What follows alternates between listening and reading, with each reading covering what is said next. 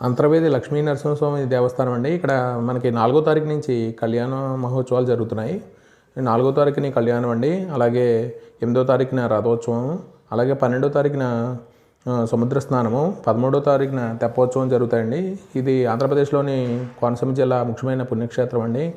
ఇక్కడ మనకి విమాన గోపురం ఉంది. అలాగే ఆలయ గోడల విగ్రహాలు శక్తివంతమైన రంగులతో అలంకరించబడతాయండి. ఈ వారం రోజులు మనకి విశేషమైన అలంకారాలతో మనకి స్వామివారిని ఊరేగిస్తారు.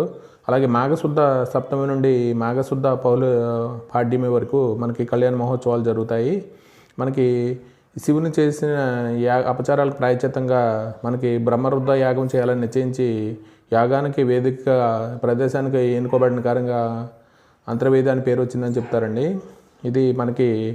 ఇది ప్రతి ఏడాది మన అంగరంగ వైభవంగా